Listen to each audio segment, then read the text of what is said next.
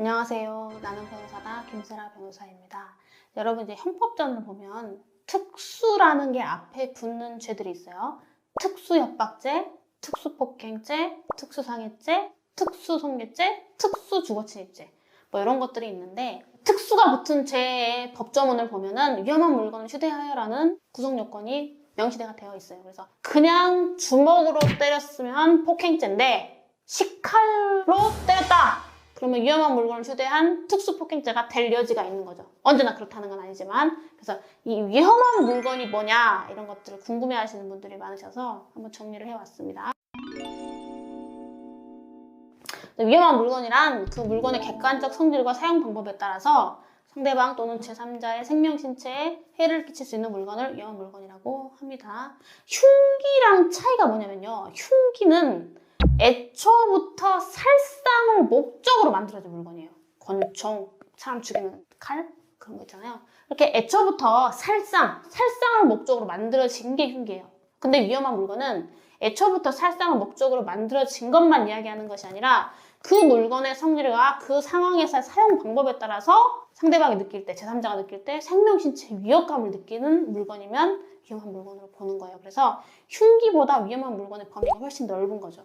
그래서 법 정문 살펴보면 흉기라는 말, 흉기를 휴대하라고 되어 있는 죄가 있고 위험한 물건을 휴대하라고 되어 있는 죄가 있어요. 둘이 달라요. 예를 들면 특수절도죄. 특수절도죄에서는 흉기를 휴대하라고 되어 있어요. 근데 특수상해, 폭행, 특수주거침입 이런 죄에 대해서는 위험한 물건을 휴대하라고 되어 있어요. 형법 자체도 흉기랑 위험한 물건을 구별하고 있습니다. 그 개념이 다르다는 거 보시고요.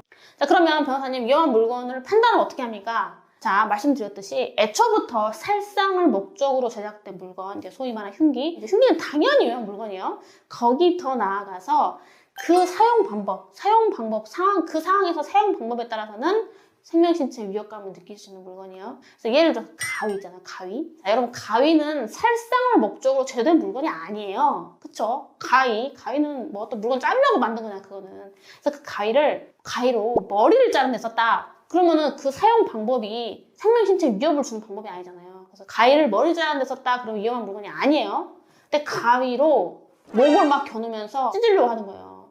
그러면 이거는 위험한 물건이죠. 객관적 성질, 그 물건의 객관적 성질, 가위라는 물건의 객관적 성질 플러스 그 상황에서 가위가 사용되고 있는 그 구체적인 사용 방법, 이 두 가지를 함께 고려해서 생명, 신체 위협감을 줄 수 있는 물건이냐 아니냐로 판단이 되는 거기 때문에 가위는 무조건 위험한 물건이다. 가위는 무조건 위험한 물건이 아니다. 이렇게 하면 안 되는 거예요. 상황을 봐야 돼. 그래서 똑같은 물건을 사용해서 폭행이나 협박을 했어도 상황에 따라서는 이건 위험한 물건으로 취급될 수 없다라고 해서 단순 폭행, 단순 상해로 가는 경우가 있고 위험한 물건으로 취급돼서 특수폭행, 특수상해로 가는 경우가 있다는 거를 아셔야 돼요. 그래서 예를 들어서 이제 여러분 이제 판례에 많이 나오는 거는 이제 OX식 시험 보는 사람들은 뭐 드라이버, 면도용 칼, 뭐 깨진 맥주병, 깨진 소주병, 깨진 양주병, 뭐 마요네즈병, 강목, 돌, 벽돌 이런 것들. 그러니까 이런 것들 사실 여러분 소주병이 사람 죽이라고 만든 건 아니에요. 근데 이렇게 깨져 있으면 위험하잖아. 근데 그걸 가지고 막 폭행하는데 사용을 했다, 상해하는데 사용했다. 그러면은 무섭잖아, 위험하잖아, 다칠 수 있는 거잖아. 그러니까 그런 것들이 그 상황에 따라서는 위험한 물건으로 취급이 될 수가 있다는 거예요. 이것도 이제 OX 시험 보시는 분들은 아마 이렇게 외울 텐데 사실 이것도 정확하게 보면 판례의 사실관계를 봐야 돼. 그래서 그때 그 상황이 위험했냐 안 했냐를 가지고 좀 판단을 해야 됩니다. 그래서 이제 판례가 위험한 물건이 아니라고 본 사례를 좀 가져와 봤어요. 이해를 돕기 위해서. 첫 번째 어떤 사건이냐면요. A씨가 먼저 식칼을 들고 다가와서 막 찌르려고 하는 거예요. 둘이 이제 싸우고 있었나 봐요. 그러니까 이 B씨가 피하려고 하면서 이게 힘으로 이렇게 식칼을 든 손을 잡고 그 식칼을 이제 뺐었어. 이렇게 힘으로 뺐었어요, B씨가. 뺏어가지고 이 A씨한테 좀 훈계를 하려는 목적이 왜 이러냐 너 하지 말아라는 목적으로 여러분 식칼을 보면은 이제 칼날 부분이 있고 밑에 이렇게 손잡이 부분이 나무로 돼 있는 그 있잖아요. 그걸로 이렇게 이 A씨의 머리를 툭툭 쳤어. 자, 요게 과연 위험한 물건을 휴대했냐는 거죠. 어떻게 봤을까요? 판례는 위험한 물건 휴대한 거 아니라고 봤어요. 상황을 보시면 그 칼의 이 손잡이 부분으로 하지 말아라면서 이렇게 툭툭 친 거예요, 머리를. 이게 위험한 물건이에요? 생명, 신체 위협을 느끼는 상황인가요? 이런 경우는 위험한 물건 휴대한 게 아니라고 판단이 됐습니다. 그 다음에 또 어떤 사건이 있냐면 이제 A씨가 먼저 길이 2m이고 직경이 5cm 정도 되는 큰 이제 쇠파이프를 가지고 이제 때린 거예요. B씨를 구타를 하고 있어요.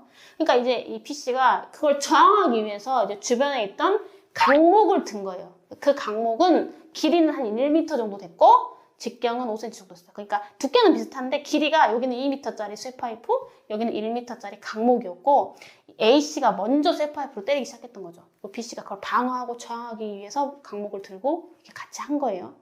자, 요럴 때 이 강목이 위험한 물건인가? 또 판례는 아니라고 봤어요. 그러니까 사용 방법과 그 상황을 보면 위험한 물건으로는 볼 수 없다. 이런 사건이 있습니다. 여기 이제 이해를 돕기 위해서 몇 가지 설명을 드렸고, 하여튼 결국 이제 사례에 따라서는 특수가 붙어버리면 죄가 커져버려요. 특히 특수상해죄 같은 경우는 법정에 벌금형이 없어요. 그래서 심각한 상황이거든요. 그래서 그 특수라는 걸 벗어나는 방법 중에 내가 사용한 것이 언뜻 보면 위험한 물건으로 보이지만 사실 상황을 보면 그런 게 아니었다라는 무죄 항변을, 무죄 주장을 해볼 수 있는 경우들이 있다. 그런 상황에 이 영상을 보시면 좀 도움이 되실 수가 있을 것 같아요. 네, 오늘도 이렇게 시청해주셔서 대단히 감사합니다. 구독과 좋아요 꼭 눌러주세요.